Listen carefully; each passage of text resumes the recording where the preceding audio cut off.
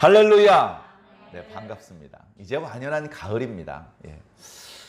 이렇게 선선할 때 언제나 밖으로 나가려는 유혹이 있죠. 지금 이제 저희 지역에서도 여러 종류의 축제들이 있습니다. 그래서 주일만 아니었으면 거기 나갈까? 뭐 무료로 주는 것도 있고 재미난 것도 있고 날씨도 좋은데 집에만 어떻게 있어?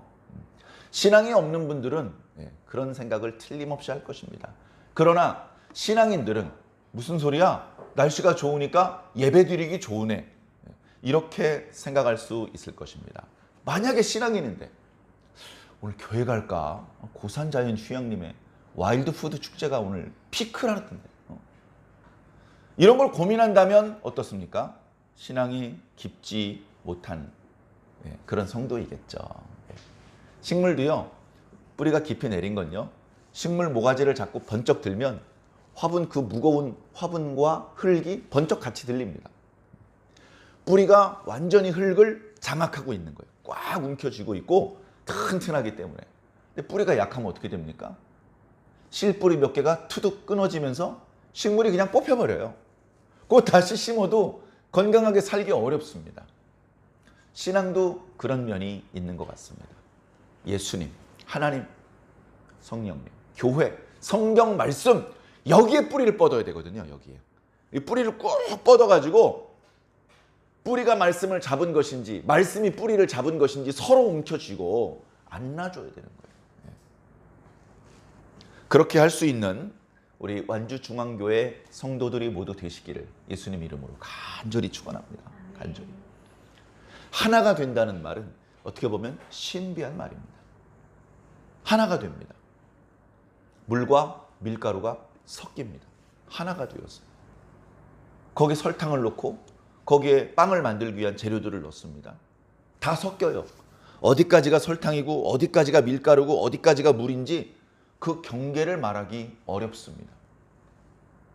그 빵 재료에 먹으면 안 되는 게 잘못 들어갔다고 칩시다. 그렇게 해서 그걸 모르고서 빵을 만들었는데 나중에 알았어요. 그래가지고 아무개 절대 먹으면 안 되는 성분이 거기 들어갔으니 그 성분을 빼고 먹으라고. 그래? 이쪽 뜯어내고 먹으면 돼. 그렇게 할 수 있습니까? 그 성분이 아무리 미세해도 그 반죽에 골고루 퍼져가지고 그 어떤 조각을 빵을 떼어내도 그 안 좋은 성분이 있는 거예요. 전부 다 버릴 수밖에 없는 것이죠. 하나가 된다는 것은 그렇게 신비한 겁니다. 제가 최근에 말씀드렸던 말씀 중에 기도와 기도하는 자신이 하나가 되어야 된다. 그런 말씀을 드린 적이 있습니다. 그 기도와 내가 하나가 되지 않는 기도도 있기 때문에 그렇습니다. 기도합니다. 남이 적어준 기도문을 그냥 읽어줍니다. 또는 내 마음은 그게 아닌데 내 관심사는 그쪽이 아닌데 이 예배에 참석한 사람들 보니까 이런 내용으로 기도를 좀 해줘야 될 것 같아. 그런 식의 기도는 그 기도와 내가 분리되어 있는 거예요. 그런데 기도하고 내가 하나가 되면 그러면 그 기도의 내용은 내가 진심으로 원하는 내용입니다. 그리고 기도하라고 하면 어느 자리에서나 그 기도가 나오는 그런 기도가 내 기도, 나와 하나가 된 기도인 것이죠. 하나님께서도 우리의 마음을 아시고 우리의 기도를 들으십니다. 그래서 진심이 담겨져 있지 않은 기도인지 진심이 담겨져 있는 기도인지 하나님이 모르시겠습니까? 그러니까 기도와 내가 하나가 되지 않은 상태에서 백날 기도해봤자 그건 그냥 연극쟁이에요. 연극. 사랑하지 않으면서 사랑한다 무대에서 아무리 말해봤자 그건 진심이 아니잖아요. 무대에서 내려와서도 사랑한다고 말할 수 있어야 그게 진짜죠.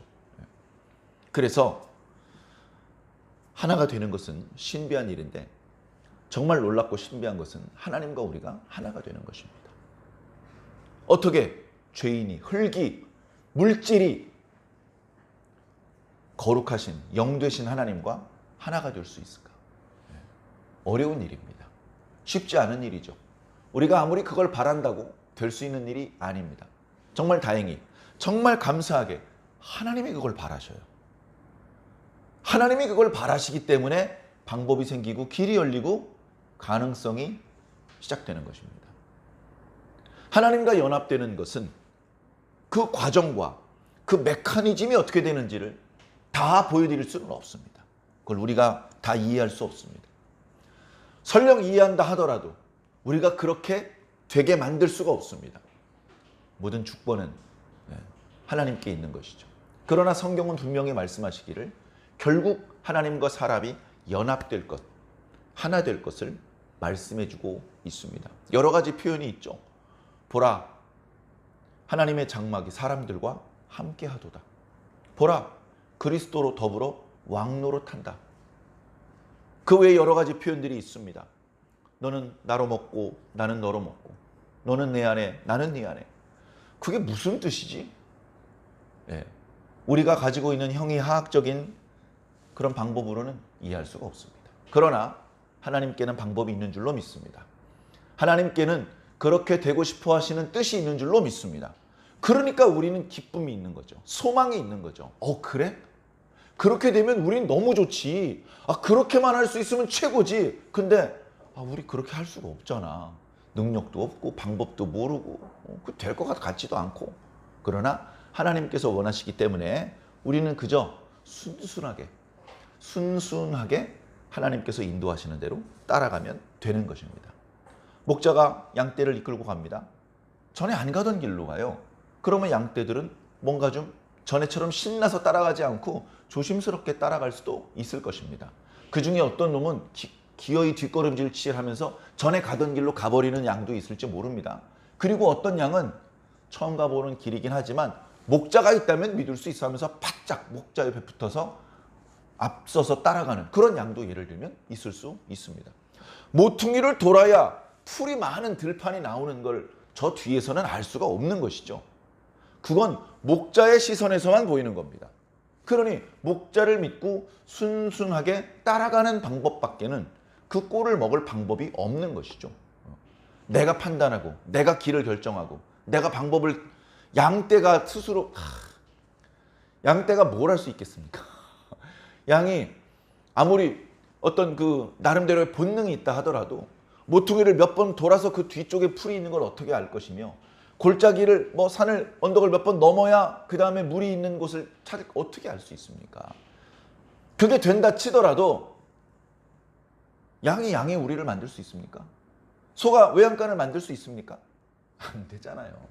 그거 없으면요 유사시의 적들, 곰도 나올 수 있고 사자도 나올 수 있는데 방비할 수가 없습니다. 양 스스로의 힘으로는 아무것도 할 수 없습니다. 그것이 우리와 하나님과의 관계에도 동일하게 적용되는 거예요. 우리가 만물의 영장이고 과학기술이 발전해가지고 뭐든지 다 할 것 같죠. 무식하면 용감하다고 뭘 잘 모르는 사람이 그렇게 얘기를 해요. 실제로 과학의 깊은 어떤 지식과 어떤 그런 단계에 있는 사람은 과학으로 못하는 게 너무너무 많다는 거. 그렇게 오랫동안 연구하고 투자하고 했는데 도저히 넘어갈 수 없는 벽이 사방에 깔려 있다는 것을 진짜 높은 수준의 과학자들은 압니다. 의사? 명의? 병은 사람이 고치는 게 아니란 걸 그 사람들은 알아요. 근데 어설픈 우리들, 아무것도 모르는 우리들은 의사가 고쳐주는 줄 알고 약이 고쳐주는 줄 알잖아요. 무식하면 용감하다는 표현은 우리가 들어서는 안 되는 표현입니다. 잘 모르면 일단 말을 좀 아끼고 조금 자중하고 조금 상대방의 말을 들어봐야죠. 자, 그래서 우리가 조금 이해가 될 듯 말 듯 하지만 우리가 계속해서 신앙을 하고 있는 겁니다. 오늘 말씀을 통해서는 우리가 신앙을 하는 또 다른 목적에 대해서 말씀드리고 싶습니다. 결국은 다 통하는 것이고 같은 방향으로 가기 위한 것인데, 그러나 오늘 본문 말씀의 핵심 메시지, 오늘 저와 여러분들에게 주시는 말씀의 어떤 핵심적인 주제가 있지 않겠습니까? 그 주제를 또 잘 들으셔서 우리가 이것 때문에 신앙하는 거구나, 이렇게 되어야 신앙을 잘하는 거구나, 그걸 깨달을 수 있을 것입니다. 예를 들면 신앙을 잘하면, 성경 말씀을 공부하고 이해하고 순종하면 이야 해서 돌멩이를 들어 올리는 이런 이상한 기술을 가리키는 게 아니에요. 신앙은 그런 것을 할 수 있게 되기 위해서 하는 것이 아닙니다. 말 그대로 신앙생활은 우리의 신앙이 좋아지게 하는 생활인데, 신앙이 좋아진다는 것은 돌멩이를 손대지 않고 이야 하고 신비한 능력으로 들어 올리는 그런 게 신앙이 좋아진 게 아니에요. 성경에 그런 일들이 있었죠. 그것은 하나님의 뜻을 이루기 위해서 한시적으로 그런 일이 있었던 것 뿐입니다. 그게 우리 신앙의 목표라면 우리 일상적으로 날마다 그런 일이 보여져야 되겠죠. 그러나 그것은 우리 신앙의 최종 목적이 될 수가 없습니다. 말씀을 통해서 어쩌면 여러분들이 이미 알고 계신 말씀일 수도 있겠지만 마음속으로 좀 유념해 주시기를 부탁을 드립니다. 그렇게 할 때 말씀을 잘 기울여 듣고 이게 이런 말씀이구나 하고 깨달아지고 이해가 되고, 그리고 그 말씀에 보조를 맞추어서 그 말씀을 실천하려고 그렇게 노력하는 그런 삶을 살 때, 그때 말씀과 내가 하나가 되는 거예요. 그때 말씀과 내가 하나가 돼요. 부처님이 제일이지 하면서 일요일마다 절에 가가지고 불상 뒤통수를 툭툭 친다면 그럼 그 사람 말과 그 사람 행동이 이 매치가 안 되는 거잖아요. 부처님이 최고면 그 앞에서 머리를 숙이겠죠. 그것과 똑같습니다. 하나님이 제일이고 예수님, 성령님, 그리고 성경 말씀, 교회야 해놓고서 한 달에 한 번 교회 가고 말씀 듣지 않고 말씀을 뭐 이렇게 실천해 보려고 하지 않고, 그것은 그 사람의 말과 행동이 맞지 않는 것이죠. 어리석은 사람 몇 사람은 속일 수 있을지 모르지만 하나님을 속일 수가 없습니다. 그렇기 때문에 우리는 진짜 신앙인이 돼야 돼요. 진짜 신앙. 내가 고백하는 그 신앙의 고백과 내가 하나가 돼야 되죠. 그죠? 내 고백에 어울리게 그렇게 살도록 노력해야 됩니다. 이런 수도 있죠. 내 신앙의 고백이 지금 실제 나의 상태보다 조금 앞서가. 예를 들면 그럴 수 있습니다. 그래가지고 저 언행이 일치하지 않는 저 외식하는 사람 이렇게 비난할 필요는 없어요.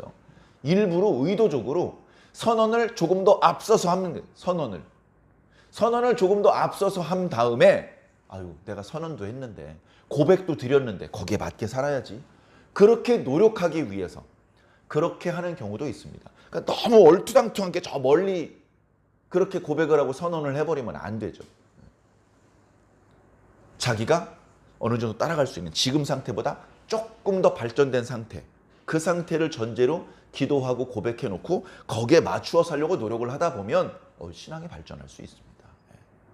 하늘에 계신 우리 아버지여, 이름이 거룩히 여김을 받으시오며 나라의 마옵시며 뜻이 하늘에서 이룬 것 같이 땅에서도 이루어지이다. 우리가 잘 아는 주기도문의 앞부분입니다. 그렇게 기도합니다. 날마다 기도합니다. 근데 그게 무슨 뜻입니까? 하나님께서 하늘에 계신 것을 내가 믿습니다. 그 하늘이라는 것은 저기 하얀 구름 위에 파란 부분을 말하는 것이 아니고 인간이 가 닿을 수 없는 초월한 그곳이 하늘인데 하나님께서 거기에 계십니다. 그래서 하나님께서는 우리가 살고 있는 이 땅과 우리가 갈 수 없는 그 이상의 세계 모두를 다스리시는 분이심을 내가 믿습니다. 그런 이제 고백이 그 기도에, 그 선언에 담겨 있는 거예요.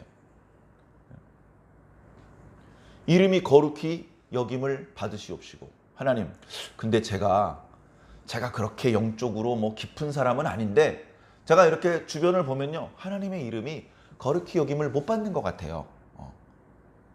제가 뭐 그렇게 대단한 사람은 아닌데 그냥 얼른 봐도 아무도 하나님의 이름을 거룩히 여기지 않는 것 같아요. 그러나 저는 거룩히 여기겠습니다. 라는 고백이 거기 담겨 있는 겁니다. 나라가 임하옵시며, 하나님 나라가 오는데 아무도 믿지 않고 기다리지도 않고 준비하지도 않고 있습니다. 저는 믿고 기다리고 준비하겠습니다. 뜻이 하늘에서 이루어진 것처럼 땅에서도 이루어지이다. 제가 바로 그 뜻을 지키며 살겠습니다. 그런 고백의 내용이 거기 있는 거예요. 그렇게 기도해 놓고 그리고서 눈 뜨고서 거기에 맞게 사는 거죠. 아이쿠, 이렇게 하는 것은 이거 하나님의 영광을 가리는 일이 될 수도 있어. 그런 행동은 하지 않고. 어느 연예인이 그런 얘기를 했다고 하죠. 여러분, 카메라가 켜져 있을 때 하면 안 되는 말이 있습니다. 그 말은 카메라가 꺼져 있을 때도 하면 안 되는 말입니다. 맞죠? 네. 교회에서 하면 안 되는 말, 예배 시간에 하면 안 되는 표현, 예배 끝나도 하면 안 돼요. 그렇지 않습니까? 네. 예배 끝나면 하나님 눈도 감깁니까? 자, 그래서 우리가 진짜 신앙인이 되어야 됩니다. 그래서 신앙과 내가 하나가 되어야 되는 것이죠. 자, 이제 말씀을 한번 들어가 보겠습니다. 말씀의 배경은 북이스라엘입니다. 이스라엘 땅은 기본적으로 남북으로 좀 길쭉한 땅을 하고 있습니다. 전통적으로는 지중해와 요단강 사이의 땅입니다. 남북으로 길쭉한 사다리꼴 모양의 땅이고 그 땅의 이름을 과거에는 가나안이라고 불렀습니다. 하나님께서 아브라함에게 약속을 하셨죠. 이 땅을 너희에게 주리라. 그래서 가나안 땅은 내 땅이 되는 겁니다. 가나안 땅, 내 땅. 그러나 사실 거기에는 선 거주민이 살고 있었죠. 어떤 구절엔 6부족, 어떤 구절엔 7부족, 어떤 구절에는 10부족이 사는 것으로 어찌 되었건 거기에 이미 선 거주자가 있었지만 하나님께서 그들을 다 물리치게 하시고 그 땅을 이스라엘 백성들이 차지하게 하셨습니다. 모세 때 요단강 동쪽의 덤으로 길르앗 땅, 두 지파 반이 살 수 있는 땅도 주셨습니다. 그쯤 되면 거대 제국이라고 말할 수는 없죠. 그러나 꽤 괜찮은 나라로 그렇게 인정받을 수 있는 그런 자리를 주셨습니다. 그리고 우리가 잘 아는 것처럼 이렇게 초승달 모양의 비옥한 땅, 오래전부터 농경이 발달했던 그야말로 사람이 살기 괜찮은 땅을 주신 겁니다. 그러면 어떻게 해야 됩니까? 감사해야죠. 감사해야죠. 우리는 이 땅을 얻기 위해서 아무것도 하지 않았어. 아무것도 하지 않았어. 근데 하나님께서 그냥 주셨어. 그럼 어떻게 해야 됩니까? 그 그냥 주신 분께 계속해서 감사해야 됩니다. 그 땅에서 사는 동안에, 그 땅을 파서 먹는 동안에는 계속해서 감사해야 되고 그 땅을 주신 분의 뜻을 여쭈어 봐야 됩니다. 아이고, 저희에게 이렇게 좋은 땅을 주셨는데 저희가 이 땅에서 어떤 방법으로 사는 걸 원하십니까? 하나님께서 가르쳐 주셨잖아요. 그러면 그렇게 하면 되겠군요. 그렇게 하면 이 땅에서 영원히 복을 누리며 살 수 있겠군요. 오, 그래, 바로 그거야. 그렇게 하나님의 말씀을 지키며 복을 누린 적도 잠깐씩 있었습니다. 여호수아가 전쟁이 끝난 이후 죽을 때까지 한 40여 년 기간의 평화의 기간이 있었죠. 또 사사들이 외적을 격퇴한 이후에 40년 또는 80년 동안의 평화의 기간이 있었고, 또 다윗과 솔로몬의 시대에 이제 모든 외적을 소탕하고 그야말로 평화와 번영의 시간, 그야말로 아브라함에게 언약하셨던 말씀이 성취되는 시간, 그죠? 아브라함에게 말씀하셨던 땅 이쪽 구석 저쪽 구석을 다 차지했고 백성을 계수하다가 포기했습니다. 요즘은 기술이 많이 발달했지만 과거에는 백성의 인구를 계수하는 시간이 얼마나 많이 걸렸겠습니까? 그죠? 인구 조사하는데 6달이 걸리는, 6달 동안 또 태어나. 그래서 포기한 겁니다. 그런 정도로 아브라함의 언약이 성취되는 모습을 보여주셨어요. 봐! 내가 말한 거 되잖아. 보여주셨죠. 그러나 그때는 전체 이스라엘 역사를 두고 보면 매우 짧은 기간이었습니다.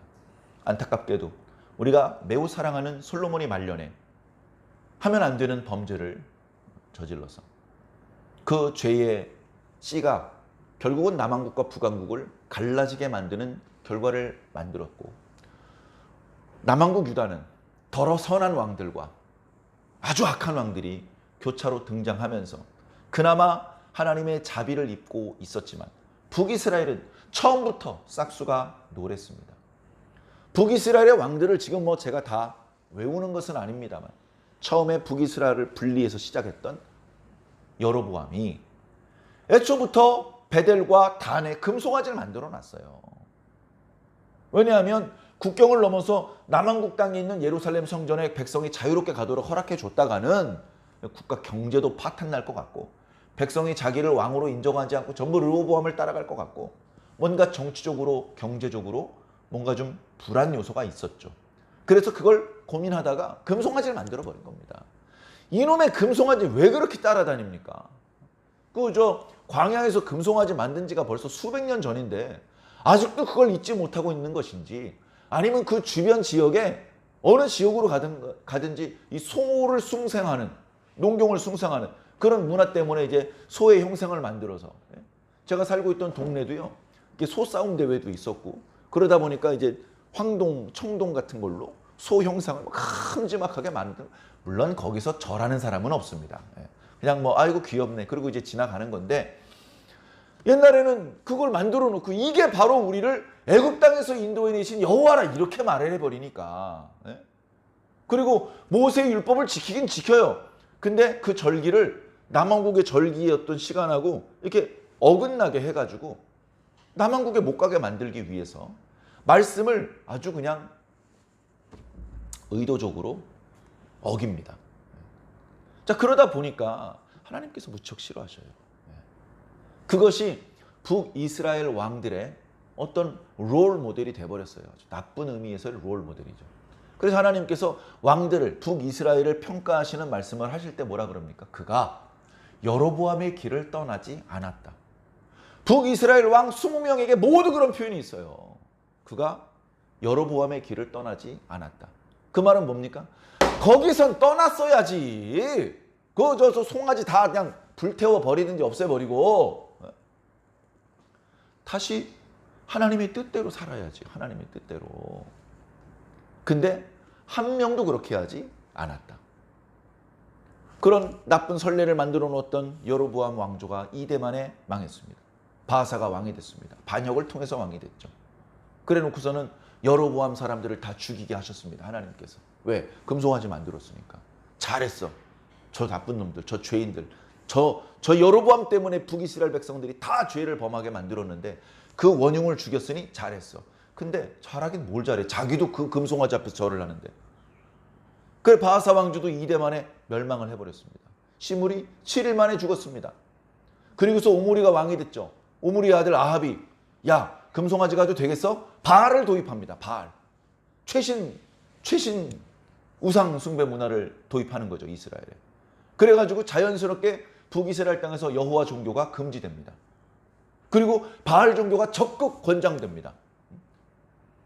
금송아지는 단과 베델밖에 없었는데, 근데 바알의 산당은 이곳저곳 도시 마을마다 없는 곳이 없어요. 그래서 전 국민에게 바알 숭배를 적극 장려하는 그런 가슴 아픈 일이 벌어집니다. 하나님께서 그를 너무너무 미워하셨죠.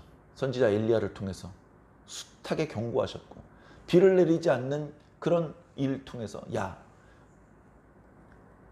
바알은 비를 주는 신이 아니야.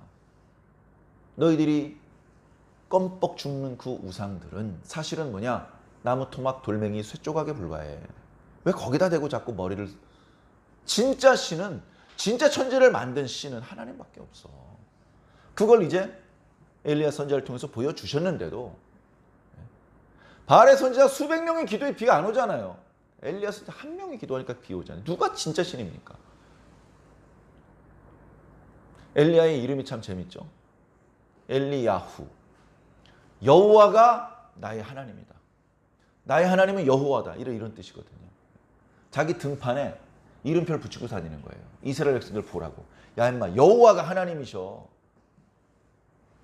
그렇게 했는데도 돌이키지 않습니다. 하나님께서는 예후를 준비하십니다. 예후는 아합 집안의 군대 장관이죠. 그 예후가 반란을 일으킵니다. 그래서 아합의 집안 사람들을 다 죽입니다. 엘리야 선지자를 통해서 예언하셨던 대로 이세벨을 죽게 만들고 그의 피를 개들이 와서 핥아먹게 만듭니다. 그래 하나님께서 당신의 뜻대로 아합 가문을 멸망시킨 예후에게 복을 주셔서 4대 동안 이스라엘을 다스릴 수 있도록 허락해 주셨는데, 정말 하나님께서 신나신 것은 아닌 것 같아요. 신나셨으면 어떻게 해야 됩니까? 너희 가문이 북이스라엘을 영원히 다스릴 것이다. 이렇게 하셨겠죠. 다윗에게는 그렇게 하셨잖아요. 근데 예후에게는 4대.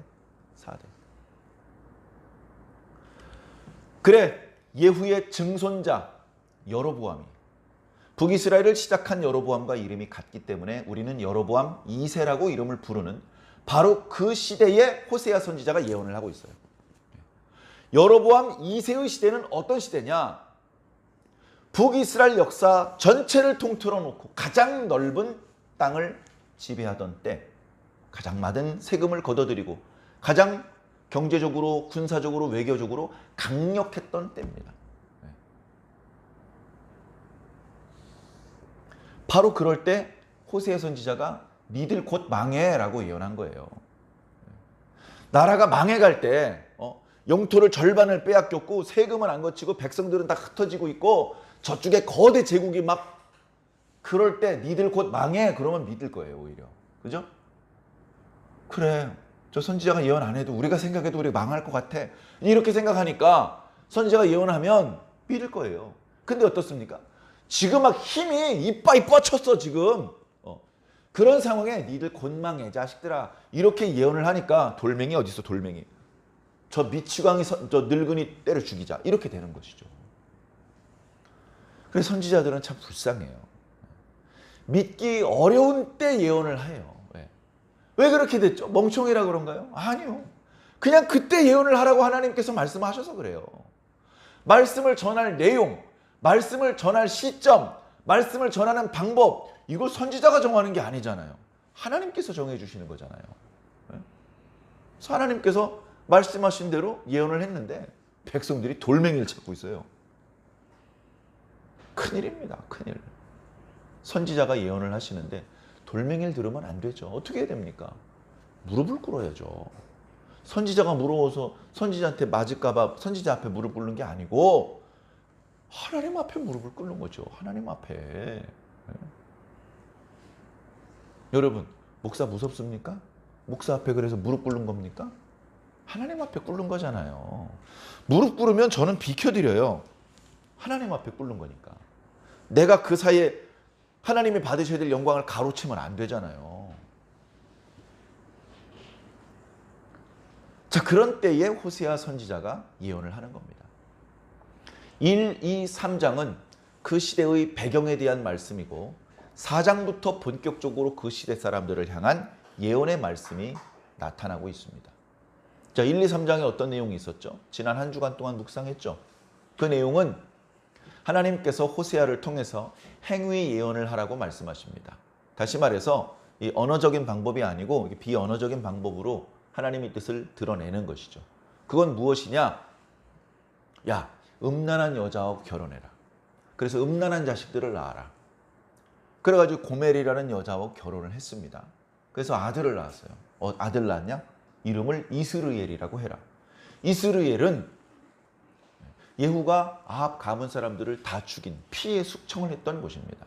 이제 그곳에서 지금 현재 예후의 가족들이 숙청을 당할 때가 됐다는 것이죠. 둘째, 딸을 임신해서 낳았습니다. 이름을 루하마라고 해라. 루하마는 불쌍히 여긴다, 긍휼히 여긴다라는 뜻인데 앞에 로가 붙으면 부정입니다. 내가 너희를 불쌍히 여기지 않으리라. 가차없이 다 죽이겠다는 뜻입니다. 또 임신을 했습니다. 이번엔 아들입니다. 이름을 로암미라고 해라. 암, 백성이라는 뜻입니다. 암미, 나의 백성이라는 뜻이죠. 로암미, 니들은 내 백성이 아니야, 이런 뜻입니다. 하나님께서 이스라엘을 어떤 마음으로 보고 계신지를 그 자식들의 이름을 통해서 말씀해 주시는 것이죠. 그리고 그 아내가 음란하고 부정을 일삼아서 남편을 늘 근심시켰던 것처럼 이스라엘이 나에 대해서 늘 배반하고 다른 남자를 쫓아다니는 것 같다. 이스라엘이 하나님을 사랑하고 하나님을 섬겨야 되잖아요. 하나님을 따라야 되잖아요. 하나님을 버리고 다른 남자를 따라가요. 예를 들면 바알과 아세라를 따라가요. 바알과 아세라한테 잘 보이고 싶으니까 뭐합니까? 장신구로 온몸을 치장을 합니다. 근데 그 장신구 하나님이 주신 거야. 남편이 준 장신구를, 남편이 사다 준 화장품을 떡칠을 해서 발라가지고 다른 남자한테 잘 보이러 간다는 겁니다. 이게 바로 음란이죠. 이게 바로 음란이죠. 그런 영적인 음란의 죄를 북이스라엘이 벌써 수백 년째 저지르고 있다. 그것을 하나님께서 호세아 선지자가 결혼하고 자녀를 낳고 그 배경 이야기를 설명하는 과정에서 보여주시는 겁니다.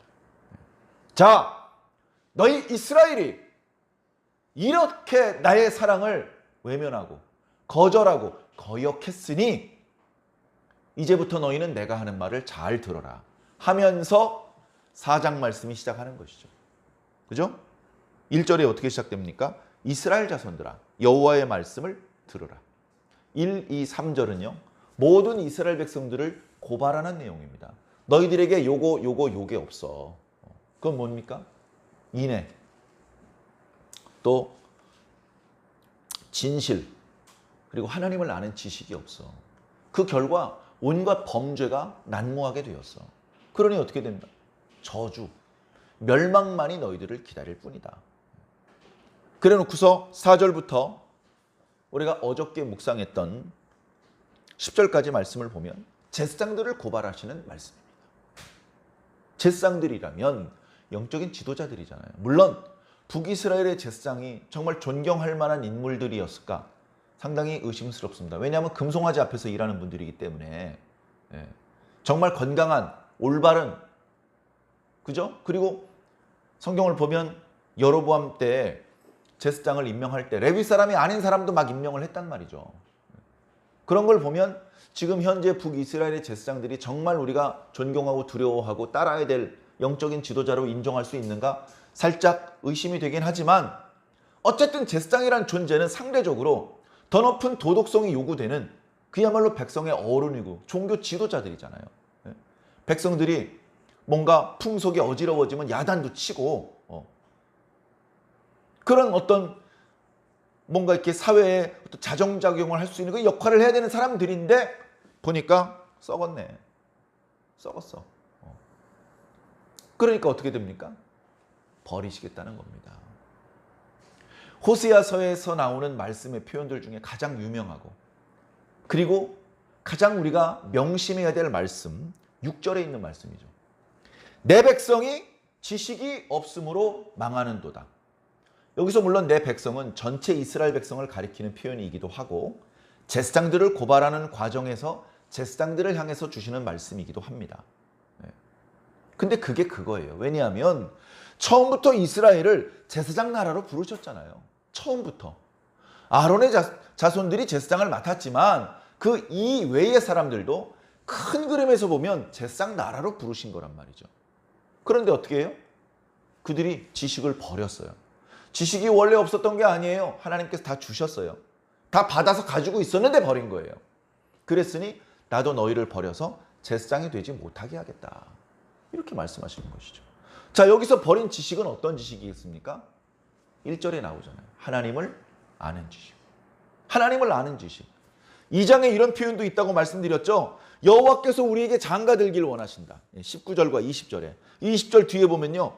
하나님께서 우리에게 진실함으로 장가 들리니 네가 여호와를 알리라.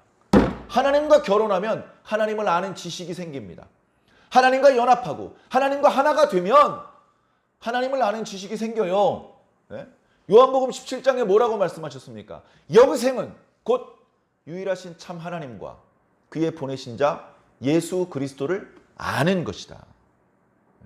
물론 그 안다는 말 속에는 사랑하는다는 말도 표현 들어있고 믿는다는 말도 포함되어 있겠죠. 근데 안다고 표현하신 겁니다. 여호와를 아는 지식은요. 생명보다 중요한 거예요. 생명보다. 그런데 어리석으니까 그 가치를 모르는 거예요. 버리는 거예요. 율법의 말씀 이제 기억도 안 나. 제사 어떤 순서로 드리는 거지? 까먹었어. 야, 번제단에 불 꺼진 지 3달 됐잖아. 이런 지경이 돼가지고서 전부 다 사람들은 바알의 신전에 모여 있고 이런 통탄할 지경이 되어서 선지자를 통해서 이제 너희들에게 남겨진 것은 멸망밖에 없다라고 말씀하고 있는 것입니다. 자, 이스라엘 하면 우리 느낌은 남한국과 북한국을 통틀어서 호칭하는 표현이었으면 좋겠는데 매우 안타깝게도 처음부터 이스라엘은 북이스라엘, 북쪽 지방 사람들만을 가리켜요. 왜 그런 느낌을 가졌냐 하면 사무엘 상하를 보아도 이스라엘 하면은 북쪽 지방 사람들을 말하는 거예요. 유다는 따로 표현을 하더라고요. 물론 후대에 이 남북이 갈라진 문화가 고착된 후대에 기록되었기 때문에 그렇게 한 것일 수도 있겠지만 이미 그때부터 뭔가 정서적으로 유다 사람들하고 그 나머지 사람들 사이에는 약간 좀 정서적인 골짜기가 좀 있었던 것 같습니다. 거기다 대고 남쪽에 있었던 유다 지파와 북쪽에 있었던 이스라엘 지파 사이에 있었던 베냐민 지파가 완전히 쪼그라들어 없어질 뻔한 사건이 생기고 단 지파가 저 멀리 북쪽으로 이주하다 보니까 골짜기가 더 깊어져 버렸어요. 그 틈으로 블레셋이 수도 없이 침공에 들어왔었죠. 그런 아픈 역사가 있는데 어찌되었건 이스라엘은 북쪽에 지금 호세아 선지자가 활동하고 있는 북왕국을 말하는 것입니다. 자, 이 이스라엘 사람들이 하나님의 말씀을 다시 귀 기울여 듣고 우리가 지난달에 묵상했던 느헤미야 말씀에 유다 공동체가 어떻게 부흥할 수 있었습니까? 영적으로 부흥했죠. 어떻게 영적으로 부흥할 수 그 출발이 뭐냐? 율법의 말씀을 낭독해 준 거예요. 처음에 에스라가 율법의 말씀을 낭독해 줄 때 분위기 참 썰렁했습니다. 분위기가 썰렁했던 이유는 간단해요. 히브리어를 몰라. 히브리어를 몰라. 못 알아듣는 거야. 못 알아들어. 그러니까 중간중간에 레위 사람이라든가 히브리어와 아람어를 다 능통한 사람들이 설명을 해주는 겁니다. 지금 읽은 대목은 이런 내용이야. 설명을 듣고 나니까 눈물이 쏟아지는 거예요. 눈물이. 너무 죄송해서 눈물이 쏟아지고 너무 감사해서 눈물이 쏟아지고 그래서 처음 말씀이 선포되던 날 백성들이 우니까 울지 말라. 오늘은 즐거운 날이니까 하나님 앞에서 먹고 마시자. 그래서 백성들이 다 즐거워했어요. 그걸로 끝나지 않았습니다. 백성들이 대부분 돌아갔는데 백성의 족장들에 해당되는 사람들이 에스라를 붙잡고 어디 가셔? 조금만 더 읽어주셔. 그래서 말씀을 듣고 보니까 마침 그때 초막절에 대한 말씀을 읽은 거예요. 그러고 보니까 초막절이 며칠 안 남았네? 그래가지고 다시 부릅니다. 다 모여! 그래가지고서 초막절을 원대하게 초막절의 절기를 지키는데 실제로 산에 가서 나무를 가져다가 초막을 만드는 그런 초막절을 지켜요. 그건 다윗과 솔로몬 때도 그렇게 한 적이 없어요. 여호수아 이후로 처음이다라고 기록하고 있어요. 그런 초막절을 지키면서 그거 사실 되게 불편한 거거든요. 근데 다들 즐거워하고 기뻐하고 감사하는 거예요. 그리고 끝날 줄 알았는데 또 말씀을 읽어달래요. 말씀이 또 선포됩니다. 그 말씀을 들어보니까 자신들이 하나님 앞에 죄인이라는 게 뼈저리게 느껴지는 거예요. 그래서 무릎 꿇고 회개하는 겁니다. 무릎 꿇고 회개해요. 느헤미야 말씀을 읽어보면 오늘 우리들 시대에 예배드리는 어떤 예배 형태가 보입니다. 그래서 회중들이 앉아가지고 말씀을 듣기도 하고 기도를 하기도 하고 무대 위에 여러 사람이 올라와서 찬양을 인도하기도 하고 기도를 인도하기도 합니다. 그리고서 그날 회개 기도를 올린 사람들이 우리가 이제부터는 말씀을 꼭 지키겠습니다라고 서약서를 쓸 정도로 영적인 갱신과 부흥이 일어나는 거예요. 리바이벌이 일어나는 것이죠. 놀라운 기적입니다. 말씀이 선포되면서 그 기적들이 시작됐거든요. 하나님께서 빛이 있으라라고 하면 무에서 유가 창조되는 것처럼 그런 것처럼 말씀이 선포되니까 전에는 코딱지나 파던 유다 백성들이 하나님 앞에 울면서 기도하는 진짜 하나님의 백성으로 바뀌는 거예요. 그 기적이 말씀의 선포로부터 시작되었는데 지금 이스라엘 말씀을 잊어버린 하나님의 지식을 버렸어요. 말씀을 듣고 하나님 백성으로 살고 제사장 나라가 되어서 그 주변에 가까워 있는 이 천지 만물 그리고 그 주변에 살고 있는 이방인들 다 하나님 앞에 와서 하나님께 경배를 드리게 만들어야 되는데 그 소임을 잃어버리고 이방인들의 잘못된 것들을 본받아서 자기도 멸망받아 마땅한 사람들이 되어가고 있었던 것이죠. 자, 그래서 첫 번째는 우상숭배입니다. 모든 범죄는 우상숭배에서 시작돼요. 물론 우상숭배도 그 밑바탕에 교만과 불순종이라는 그런 어떤 정서가 있습니다. 그 밑바탕에 에덴 동산에 있었던 아담은 무슨 우상숭배하다 멸망당했죠? 교만과 불순종이라는 정서가 있었어요. 그걸 마귀가 심은 것이죠. 야, 정말로 다 먹지 말라 그랬냐? 뭐 이렇게 시작된 거잖아요. 자, 이스라엘은 우상숭배로 시작됐습니다. 자, 우상 숭배를 저질렀으니까 문제가 생겼어. 그래, 우상 숭배를 하지 않으면 문제가 해결되느냐? 그게 아니더라고. 제가 자주 말씀드리지만, 자, 우리 기독교인, 우리 종교 활동을 하고 있는 거잖아요. 그러면 우리 삶에서, 우리 삶 360도 중에서 종교에 해당되는 부분은 어디입니까? 360도예요. 이 부분만 고치면 돼가 아니고 다 고쳐야 되는 게 다 360도를 다 고쳐야 되는 거예요. 종교는 우리 삶의 모든 영역에 영향을 주고 또는 받습니다. 그런데 우상 숭배를 했으니 이스라엘 사람들은 우상 숭배라고 하는 종교적인 범죄만 저지른 것이 아니고 곧바로 음란의 죄를 저지릅니다. 음란, 간음. 이거 육체적인 음란과 육체적인 간음을 뜻하는 거예요. 영적인 간음을 시작하더니 육체적인 간음도 곧바로 거의 연속 동작으로 시작되는 것입니다. 여기서 끝나느냐? 아니요. 도둑질도 해야 되고 거짓말도 해야 되고 그 다음에 억울한 사람 때리는 거, 폭행도 해야 되고 온갖 종류의 범죄로 발전하는 것이죠.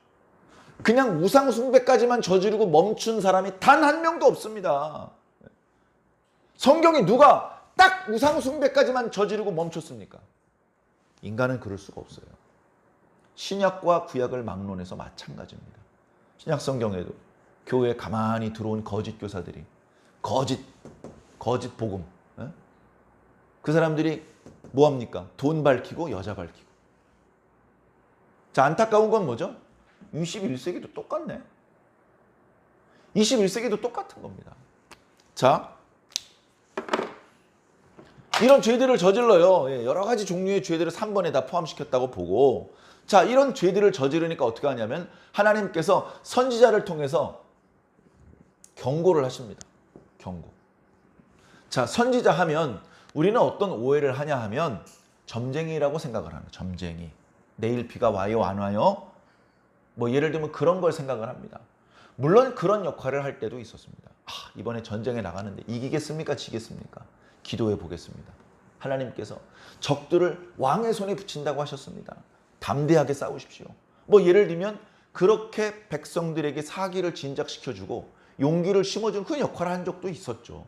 그러나 원래부터 선지자는 먼저 선자 알지자, 미래에 일어날 일을 미리 알고 예언해주는 그런 역할을 했던 것이 아닙니다. 그런 역할을 하는 순간도 있었지만 근본적으로 선지자가 하는 일이 뭐냐? 너희들이 율법의 말씀을 어겼다. 율법의 말씀. 교통경찰도요, 두 가지가 있다고 합니다. 하나는 법규를 위반을 해서 범칙금 딱지를 띄는 그런 경우가 있고요. 어떤 경우는 딱지는 띄지 않고 경고만 하는 경우가 있어요. 예를 들면 운전을 하다 보면 그 도로에 보면 정지선이 있습니다. 그러면 이제 운전면허 학원에서 어떻게 잘 배웠잖아요, 우리는. 정지선에서 10에서 20cm 뒤에서 서라. 그래서 이렇게 거울로 보면 정지선이 우리 앞범퍼 앞에 이렇게 딱 뚜렷하게 보이게. 그거 어기면 감점되니까 잘 지켰단 말이에요. 근데 현장에서, 현실 속에서 아무도 안 지켜요. 아무도 안 지킨단 말이죠. 그래서 그것을 이제 교통법규에 집어넣어가지고 위반을 하면 이제 벌금을 낼 수 있도록 이렇게 한 계도 기간이 있었습니다. 한 달인가 두 달인가 있었어요. 그럼 어떻게 됩니까? 교통경찰이 갑니다. 선생님, 창문 좀 내려보세요. 네, 무슨 일 있어요? 저 뭐 잘못한 겁니다. 선생님, 지금 정지선 넘어오셨어요. 정지선. 정지선이요? 네, 넘었네요. 선생님, 이거 다다음 달부터는 벌금 3만 원 나옵니다. 지금 계도 기간이에요. 선생님, 앞으로는 조심해 주세요. 그렇습니까? 앞으로 절대 안 넘어가겠습니다. 해놓고 또 넘어가요. 이제 계도 기간인 거예요. 지금 이제 계도하는 거예요. 계도. 너희들 이미 선을 넘었어. 하나님께서 어떻게 살아야 이 땅에서 영원히 복을 누리는지에 대해서는 모세를 통해서 알려주셨다. 근데 그거 너희들 지키지 않았어. 선 막 시계 넘었어. 빨리 안 돌아오면 하나님께서 그 율법에, 그 언약책에 기록된 대로 하나님께서 여러 가지 방법으로 너희들에게 벌을 내리실 거야. 여러 가지 벌이 있죠. 메뚜기와 뭐 이렇게 해가지고 막 날아올 수도 있고, 비가 안 올 수도 있고, 전쟁이 일어날 수도 있고, 다양한 방법으로 율법을 어긴 백성들에게 경고하시는 겁니다. 이번 경고는 이걸로 끝나는데 계속해서 선을 넘어가면 더 센 게 뒤에 기다리고 있어. 그래서 결국 북이스라엘이 완전히 멸망될 때까지, 북이스라엘 10지파가 완전히 공중 분해돼서 사라질 때까지 계속해서 선지자의 경고를 무시했던 겁니다. 자, 호세아 선지자는 힘이 없어요. 호세아 선지자가 무슨 우리 영화에서 보는 무슨 슈퍼스타처럼 자기 혼자만의 능력으로 막 벼락이 떨어지게 할 수 있는 것도 아니고, 호세아 선지자는 아무 능력이, 그냥 하나님의 말씀을 전파할 뿐이에요.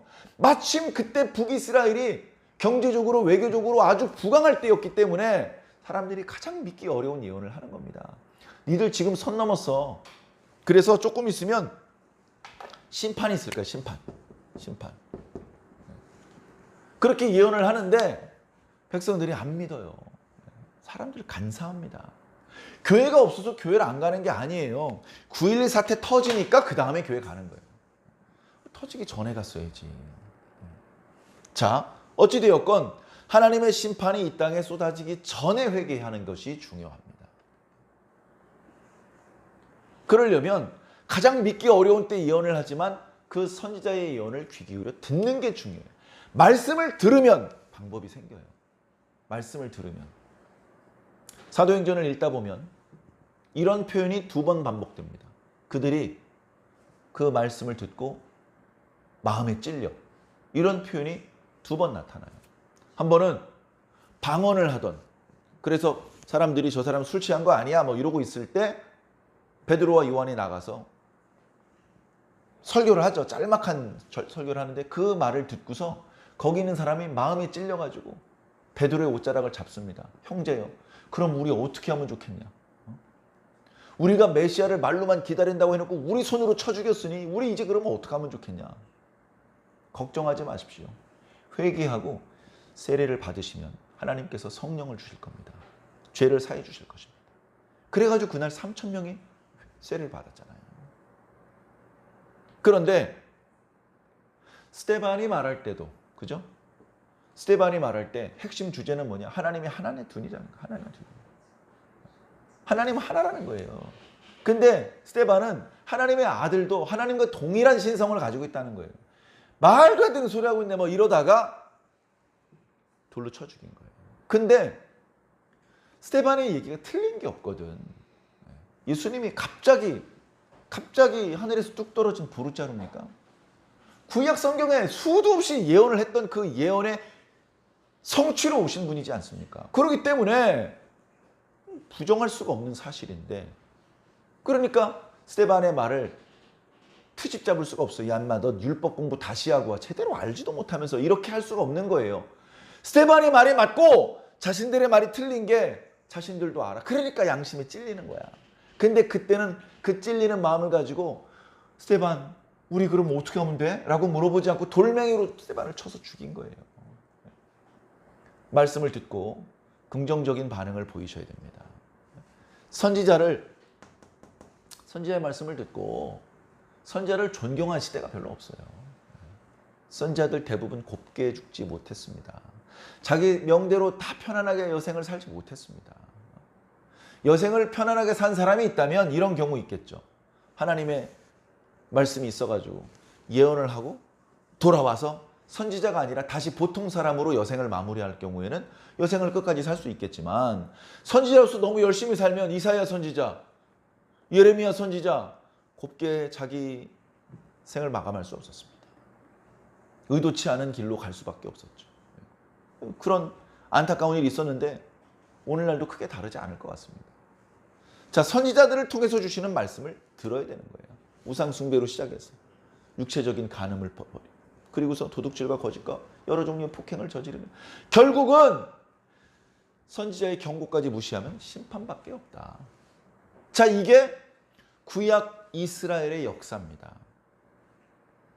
구약 이스라엘의 역사예요. 자, 오늘 본문 말씀을 쭉 한번 볼까요? 내 백성이 나무에게 묻고, 우상에게 물어보는 거예요. 우상은 신이 아니죠. 나무 토막이잖아요. 나무 토막이 말을 합니다. 막대기가. 나무 토막이 하는 말을 들어야 되겠어요? 하나님께서 하시는 말씀을 들어야 되겠습니까? 그 결과 그들이 음란한 마음으로 미혹되어 하나님을 버리고 음행했다. 영적인 음행을 말합니다. 그들이 산 꼭대기에서 제사를 드리고, 산당 말하는 거죠. 작은 산 위에서 분향하고 참나무, 버드나무, 상수리나무 아래 그 그늘이 좋으니까 그 나무 그늘에서 우상 숭배를 저지르는 거예요. 그러니까 그 집안에서도 음행이 저질러집니다. 이제 영적인 음행을 말하는 것인지 육적인 음행을 말하는 것인지 헷갈리기 시작하는 거죠. 예. 막 뒤죽박죽이 돼버리는 겁니다. 14절, 너희 딸들이 음행하며 너희 며느리들이 간음을 하여도 하나님께서 말리지 않는다. 예. 왜? 남자고 여자고 다 똑같아졌으니까. 자, 그러면서 뭐라고 말씀하십니까? 깨닫지 못하는 백성은 망하리라. 뭘 깨닫지 못하는 것이죠? 하나님을 아는 지식이 없으면 망한다는 말입니다. 이건 제사장에게만 한정적으로 말씀하시는 것이 아니고 모든 백성들에게, 그죠? 오늘 우리 신약교회 성도들에게도 똑같이 적용되는 말씀입니다. 하나님을 아는 지식이 없으면, 깨닫지 못하면 망한다. 이스라엘아, 너는 음행을 하여도 유다는 죄를 범하지 못하게 할 것이라. 길갈, 우상 숭배하는 곳이죠. 벳아웬, 우상 숭배하는 곳입니다. 그리 가지 마라. 거기 우상 앞에서 꾸벅꾸벅 거리면서 거기서 여호와의 살아계심을 두고 맹세히 이땐 참남한 말 하지 말라. 이스라엘은 이제 완강한 암소 같아요. 자, 원래 소가 순합니다. 초식동물 대부분 순해요. 근데 이 순하던 짐승이 갑자기 말을 안 들을 때가 있어요. 왜 말을 안 듣냐면 간단한, 눈이 뒤집혀서 그래요. 자기에게 아무리 덥고 아무리 춥고 아무리 아파가지고 콜록콜록 감기라도 마스크를 쓰고 나오면서 자신에게 여모를 주는 주인을 못 알아보는 거예요. 눈이 뒤집혀가지고. 그 주인이 잡아당기는데 버팅기는 겁니다. 눈이 뒤집혀서 그런 거예요. 이스라엘이 이렇게 완강하니 여호와께서 어린 양을 넓은 들에서 먹인 같이 그들을 먹이시겠느냐. 이제는 그러지 않을 것이다. 에브라임이 우상과 연합하였다. 하나님과 연합해야 된다고요. 에브라임이 우상과 연합해버렸어요. 어디까지가 우상이고 어디까지가 에브라임인지 모르겠어요. 이제. 이방인과 결혼하지 말라는 이유가 뭡니까? 자식이 태어나면 걔는 쳐 죽여야 될 이방인이에요. 아니면 구원받아야 될 하나님 백성이에요. 섞여버려가지고 나눌 수가 없잖아. 그 종자를 섞여 뿌리지 말라고 말씀하시는 거예요. 자, 18절. 그들이 마시기를 다하고 우상 숭배를 할 때 마시기를 다하면 뭘 한다고요? 음행을 저지른다. 그것은 뭡니까? 부끄러운 일이에요. 부끄러운 일. 근데 지금 눈이 어떻게 됐다고요? 뒤집어졌어요. 부끄러운 줄 모르는 거예요. 부끄러운 줄 모릅니다. 네? 저희 집에 예전에 강아지를 길렀어요. 강아지가요, 팬티를 안 입고 있어요. 부끄러운 줄 압니까? 모릅니까? 몰라요. 제가 밥그릇에다가 사료를 줬어요. 옆에 있는 개랑 장난 놀다가 밥그릇이 뒤엎어졌어요. 저를 쳐다봅니다. 미안해서 쳐다보나요? 미안한 거 없어요.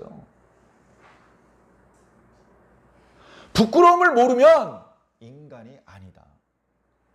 근데 뭐라고요? 부끄러운 걸 좋아한대. 부끄러운 걸 좋아한대.